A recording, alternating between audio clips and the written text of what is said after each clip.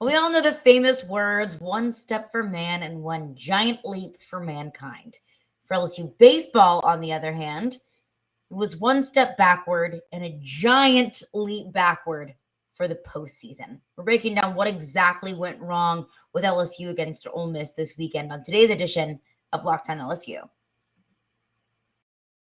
You are Locked On LSU, your daily podcast on the LSU Tigers. Part of the Locked On Podcast Network, your team every day.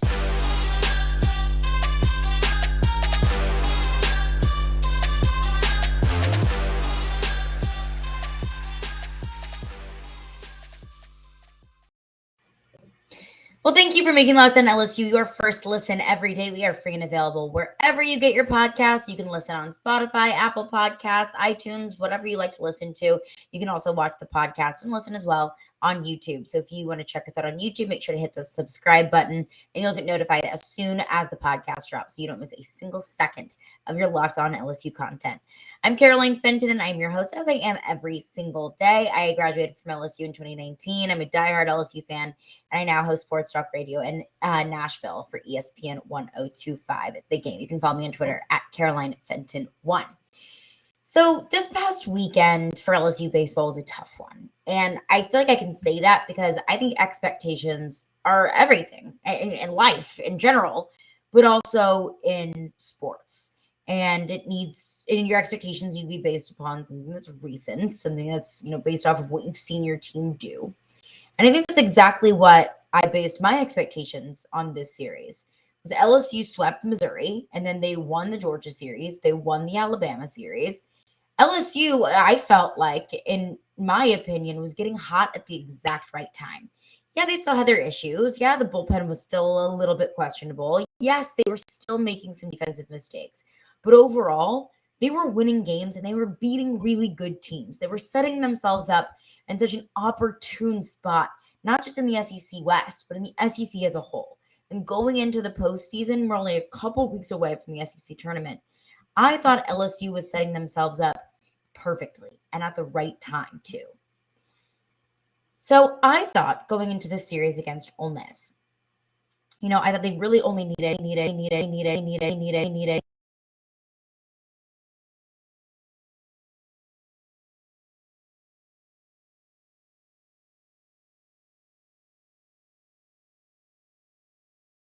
to start. And then in the middle of the season, they got really shaky. They were sub 500 in SEC play. They were 11-18 since they went 13-1. They were losing silly games. They didn't look like an overall good team. So I thought Ole Miss is in a down year. Ole Miss is at the bottom of the SEC West. LSU's been on a heater as of late. LSU is going to be able to win at least two of those games. They're going to be able to win that series against Ole Miss, especially with it being at home. And I thought, great, LSU will solidify their spot and host a regional in Baton Rouge. They can go into the Vanderbilt series, kind of playing with house money a little bit. I thought this was the one series that they needed to really solidify themselves as contenders in the postseason and to really prove to us that their season had turned around, that they could win those games that they need to win. But that was not the case. Ole Miss swept LSU for the first time ever. For the first time ever at Alex Box Stadium. Ole Miss won a series in Baton Rouge against LSU for the first time in like 40-something years. The first time since 1982.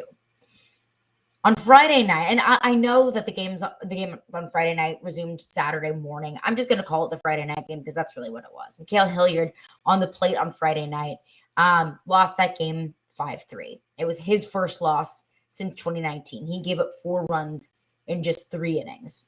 Not a great outing there. And I look on the other hand, Ty Floyd, who had a pretty solid performance, was in for 6 innings, gave up 1 solo home run, was able to come in and kind of pitch well in relief, but it was just the damage was done at that point.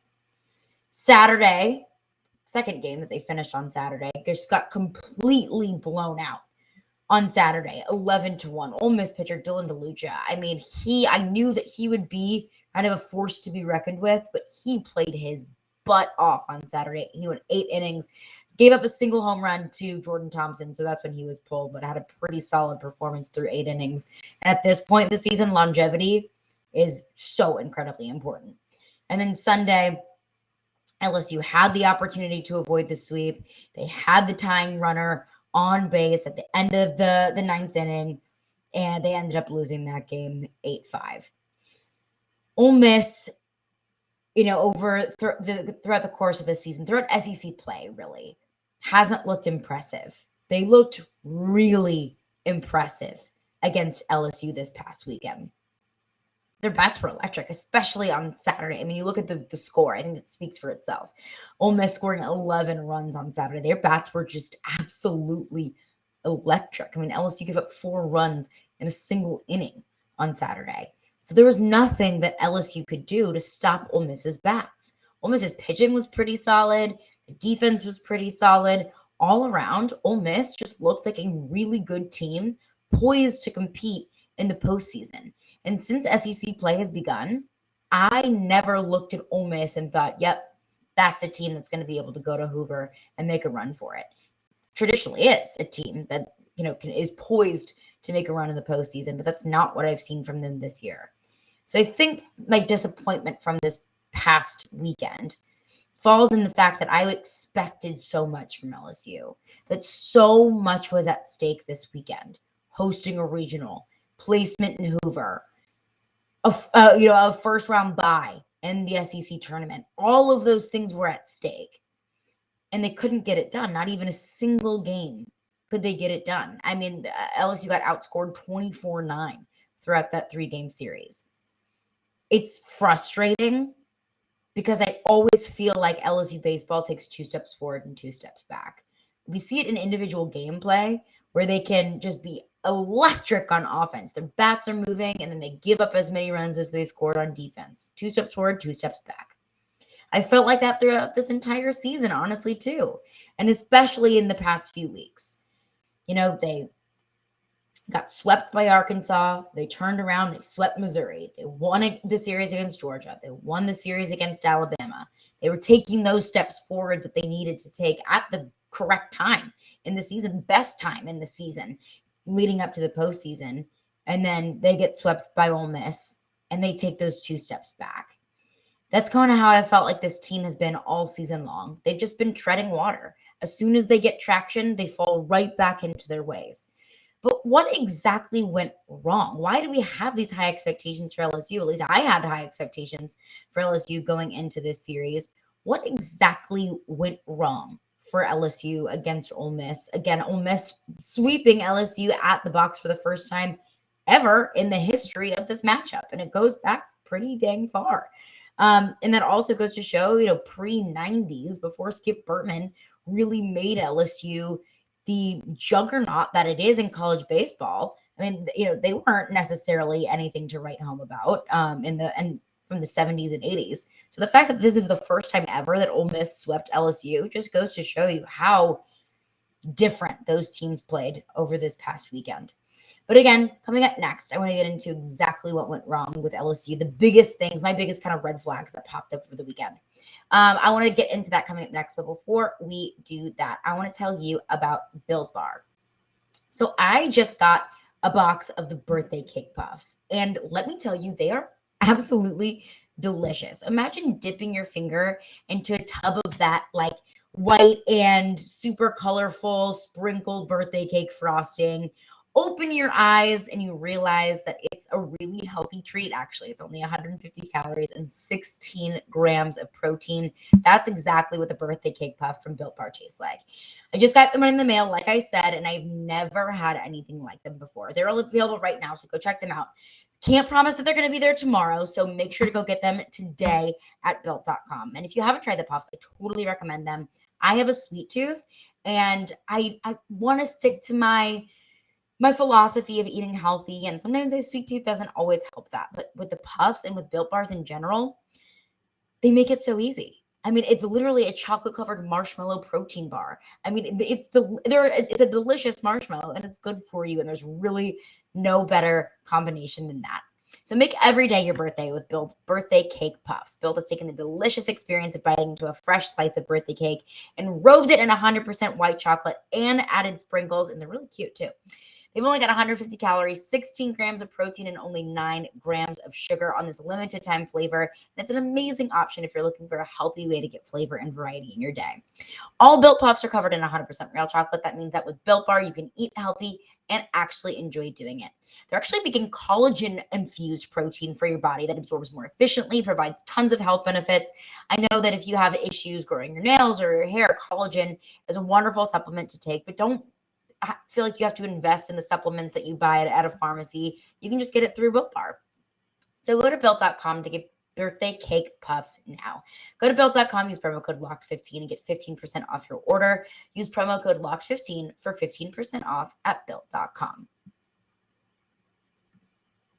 Well, thank you for making Locked On LSU your first listen every day. We are free and available wherever you get your podcast. Now, LSU baseball, just with an absolute stinker of a weekend against Ole Miss. But what exactly went wrong? I think the most glaring thing for me this past weekend, it really showed itself this past weekend, but I mean, it's been a problem throughout this entire season, and that's pitching. That's the bullpen. For example, Devin Fontenot and Sam Dutton. Devin Fontenot got the start on Saturday.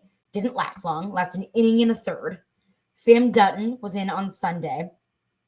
They combined for 4 outs. When you're throwing out 2 of your starters in must-win games, you need them to go 4, 5, 6 innings. I mean, you look at Dylan DeLuca for LSU, for Ole Miss, for example, was out there 8 innings. Now that's a long time. I mean, that's kind of a marathon for a pitcher to be out there. But that's what you expect from your starters, from the top guys in your lineup. You need them to be, and not just be out there and be able to contribute for several consecutive innings in a row, but they got to do something. And nothing that I saw from Devin Fontenot or Sam Dutton on Saturday or Sunday really wowed me. I mean, Devin Fontenot, again, in just over an inning. And they had to blow through the bullpen on Saturday. I mean, those Ole Miss bats were absolutely electric. Like I said, they scored 4 runs in a single inning on Saturday. And pitching doesn't necessarily help with that. I look at Mikael Hilliard, who had his first loss, like I mentioned, first loss since 2019. Mikael Hilliard went the longest on the weekend, and he only threw 3 innings. Gave up 4 runs in 3 innings, and he is your ace. He is your go-to guy. He is the guy that has been throwing, career games against Missouri, against Georgia. He played spectacular games starting that Friday night, or that game 1 against Missouri and Georgia. So I was disappointed by what I saw from Mikael Hilliard, because he's your guy. He's your ace. He's your go-to guy. And again, also, this has been a problem since day 1, game 1. Way too many errors. Defense has been an issue. Cade Doughty, for example, had 2 errors in game 2. Easy plays, simple plays to make it second base. And the kind of plays that if you are a starting second baseman at LSU, you need to be making those plays. If you're a starting second baseman in SEC baseball, you need to be making those easy routine plays, because with a team like Ole Miss, the way that they played this past weekend and the way that they played against Mizzou, they swept Mizzou the week before. Their bats have been electric. So if you give them opportunities, they're going to take them, they're going to capitalize on them, and they're going to score on them. So again, Cade Doughty, 2 errors in game 2, 3 total on that game. In those 3 errors, Ole Miss was able to score 4 runs. So I mean, that it wouldn't have made the difference on Saturday. It was an 11-1 game, but it's just the principle of it. The principle of the fact that you give up 4 runs on 3 errors, because defensively, you just aren't able to make plays. Friday, I do have to give them credit. They were error-free. They had a single error on Sunday. But, I mean, errors aside, just defense as a whole, no pun intended, there are so many holes on defense. Almost had a 5-run inning in the fourth inning in game 2. That's unacceptable. The amount of runs that they gave up, I understand that, your pitching is shaky. I understand that Ole Miss's bats were moving and all of the momentum was in their corner.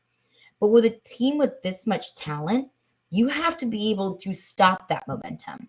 You have to be able to figure out what you need to do in order to limit those runs scored. And they just weren't doing it. So too many errors, poor defense. That was another issue this past weekend that led to the sweep, but it's really been an issue kind of all season long. And I think one presence, and this is one of the big issues that I saw throughout the weekend too, but one presence is missed a lot, and that's Jacob Berry. Jacob Berry fractured his finger in the Alabama series. We're not sure when he'll return, but he hasn't played since. He has the best batting average in the SEC. He's batting .395 in SEC play. And I think that this past weekend, you could really feel, that offensive momentum really missing. Now, Jay Johnson talked about it and said, of course, he's a very talented player. And of course, he scores a lot of runs for us. But he said, quote, we wouldn't have won with him in the lineup. He's like, I don't remember the last time that he scored 10 RBIs in a single game. And it's a fair point. I mean, LSU lost by 10 runs. But I think that this entire weekend, that offensive powerhouse really was missing. I mean, you look at Cade Doughty and Dylan Cruz, who are also kind of on that list of LSU's big sluggers. They combined for 220 on the weekend.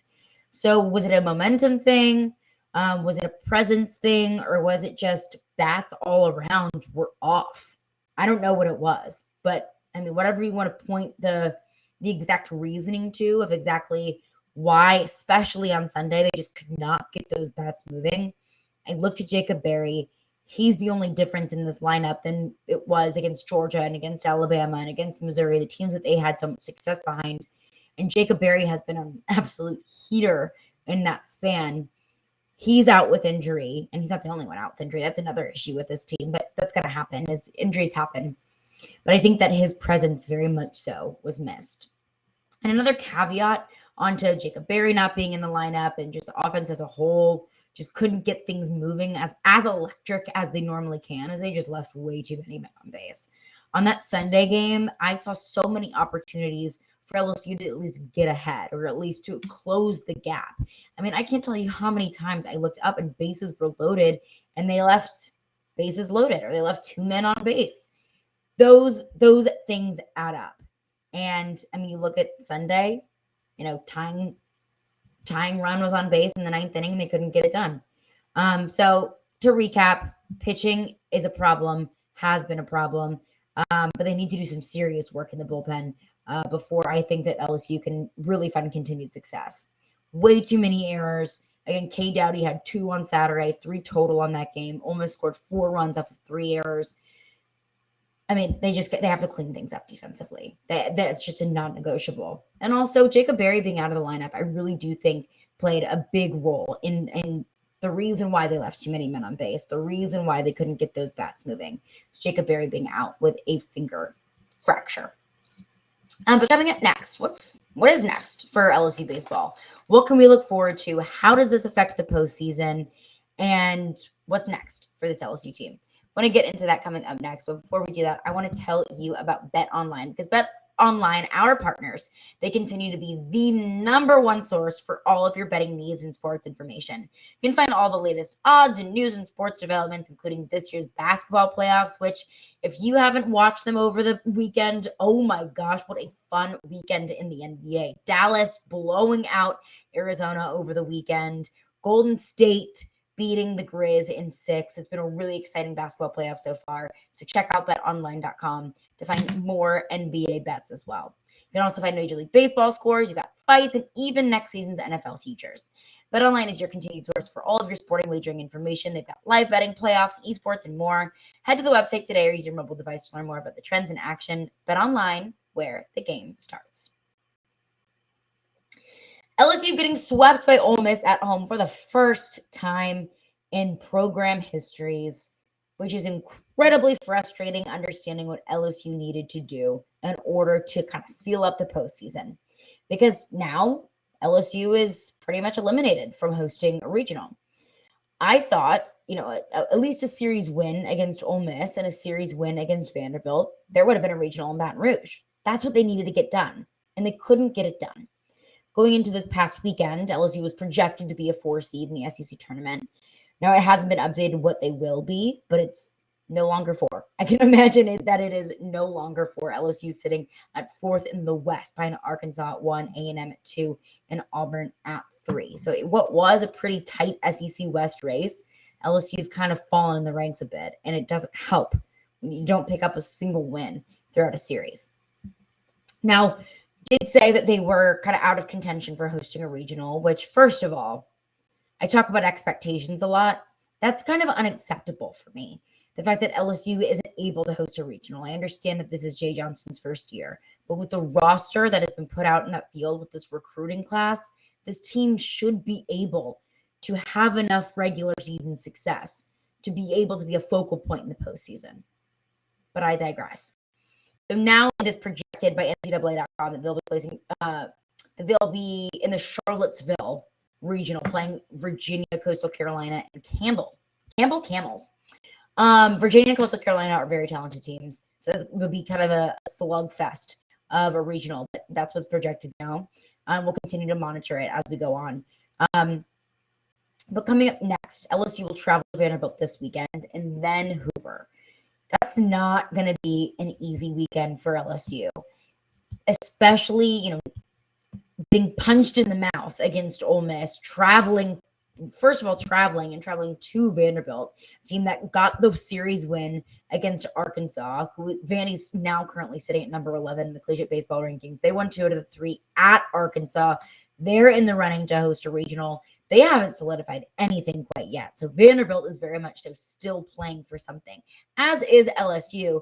The stakes are very high for Vanderbilt, considering that they will be in the running to host a regional. So that's not going to be an easy series for LSU playing at Vanderbilt in Nashville, in my neck of the woods. Very excited about that.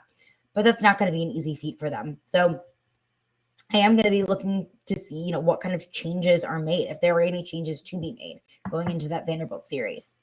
But looking at the rankings, LSU fell in the RPI rankings from 16 to 37. They're sitting at 20 in the perfect game rankings, and they were down, started at 15 going into last week, down to 24 in the USA Today rankings. So I think that kind of shows that, and they're not even ranked in several of the baseball rankings. Collegiate baseball, I believe they're not ranked. There are a couple others that they weren't even mentioned. So it kind of goes to show that, when you lose a big time series like that, it shows.